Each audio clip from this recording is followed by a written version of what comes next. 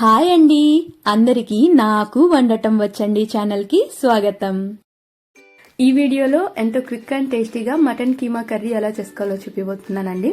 ఈ విధంగా చేసుకున్నట్లయితే తొందరగా అయిపోతుంది. చపాతీ, పూరి మీరు ఎందులోకైనా తినొచ్చు అనమాట. చాలా బాగుంటుంది. ప్రిపేర్ చేసుకోవడానికి నేను ఇక్కడ ఒక 1/2 kg మటన్ కీమా తీసుకున్నానండి.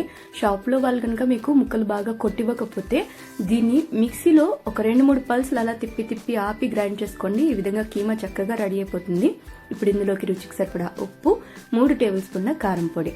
మీరు బయట కారం కనుక తీసుకునేటట్టుంటే 2 టేబుల్ స్పూన్ల కారం పొడికి 1 టేబుల్ స్పూన్ ధనియాల పొడి వేసుకోండి. 1/2 టీ స్పూన్ పసుపు, 1 టేబుల్ స్పూన్ ఫ్రెష్ గా దంచిన అల్లం వెల్లుల్లి పేస్ట్ యాడ్ చేసుకుంటున్నాను. అలాగే ఒక 1/2 లెమన్ స్లైస్ మొత్తం అంతా పిండేసుకోవాలండి. అలాగే ఇందులోకి పెరుగు ఒక 2 నుంచి 3 టేబుల్ స్పూన్ల వరకు యాడ్ చేసుకోవాలి.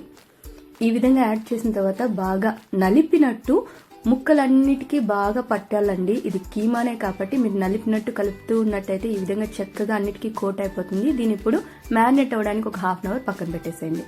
తరువాత కుక్కర్లోకి 2 నుంచి 3 టేబుల్ స్పూన్ల ఆయిల్ ని యాడ్ చేసుకోవాలి.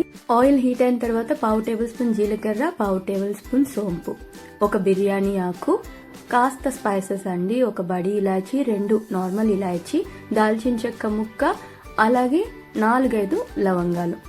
వీటిని యాడ్ చేసుకున్న తర్వాత చక్కగా వీటి నుంచి చక్కటి సువాసన బయటకు వచ్చేంత వరకు ఫ్రై చేసుకోవాలి. ఇలా ఫ్రై చేసిన తర్వాత మధ్యలోంచి చీల్చుకున్న 2 పచ్చిమిర్చి, ఒక సగం నుంచి కంప్లీట్ వెల్లుల్లిపాయ గడ్డ పాయల్ని పొట్టు తీసి యాడ్ చేసుకోవచ్చు. అలాగే నేను ఇక్కడ ఒక 2 నుంచి 3 ఉల్లిపాయలండి, పెద్దవైతే 2, చిన్నవైతే 3 బాగా చాప్ చేసి యాడ్ చేసుకోండి. త్వరగా చేసుకోవాలంటే చాపర్లో వేసి తీసేసుకోండి, ఈజీగా అయిపోతుంది. ఈ స్టేజ్ లో ఇక్కడ మీరు సాల్ట్ గనక కీమాలో కర్రీ మొత్తానికి సరిపడా సాల్ట్ వేసేసుకుని ఉంటే ఇక్కడ వేసుకోవాల్సిన అవసరం లేదు. అలా కాకపోతే ఈ స్టేజ్ లో కాస్త సాల్ట్ యాడ్ చేసుకోండి. ఇలా ఉల్లిపాయలు అయితే రంగు మారిపోవాలి. ఇలా ఫ్రై అయిన తర్వాత ముందుగా మనం మ్యారినేట్ చేసి పెట్టుకున్న కీమాని యాడ్ చేసుకోవాలండి. ఇలా యాడ్ చేసుకున్న తర్వాత ఇది చూస్తున్నారు కదా, కాస్త అతుక్కున్నట్టుంది. బాగా కలిపి పెట్టాం కాబట్టి దీన్ని కాస్త పొడి పొడిలాడే విధంగా మనం బాగా కొంచెం గరిటెతో విడదీసినట్టు కలుపుకుంటూ ఈ విధంగా వాటర్ బయట వచ్చేంత వరకు ఉడికించుకోవాలి. ఇలా ఉడికిన తర్వాత 2 టొమాటోస్ ని సేమ్ వేలో నేను చాప్ చేసి తీసుకున్నానండి. దీన్ని కూడా యాడ్ చేసుకునేసి ఇందులోకి పుదీనా ఒక 2 పిడికలు, అలాగే సేమ్ క్వాంటిటీలో కొత్తిమీర కూడా యాడ్ చేసుకోవాలి. ఇక్కడ వీటన్నిటిని యాడ్ చేసుకోవడం వల్ల ఫ్లేవర్ బాగుంటుందండి. మీకు వద్దనిపిస్తే స్కిప్ చేసేయచ్చు. ఇలా యాడ్ చేసుకున్న తర్వాత మొత్తం అంతా టొమాటోలు మెత్తబడిపోయి ఈ విధంగా కర్రీలోంచి లిక్విడ్ కన్సిస్టెన్సీ బయటకు రావాలి. అంతవరకు ఉడికించుకున్న తర్వాత ఒక 1/2 టేబుల్ స్పూన్ అంతా garam masala, 1/2 table spoon fresh గా దంచుకున్న మిరియాల పొడిని యాడ్ చేసి చక్కగా మొత్తం కలిసేలాగా మిక్స్ చేసేసుకోవాలి.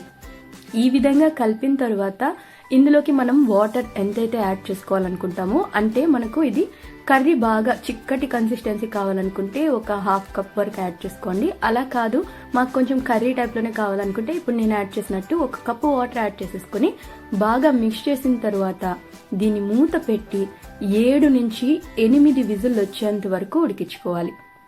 ఇలా మనం ఒక 6 to 7 లేదా 7 to 8 విజిల్స్ ఉడికించుకున్నట్లయితే కర్రీ మంచిగా ఉడికిపోతుందండి.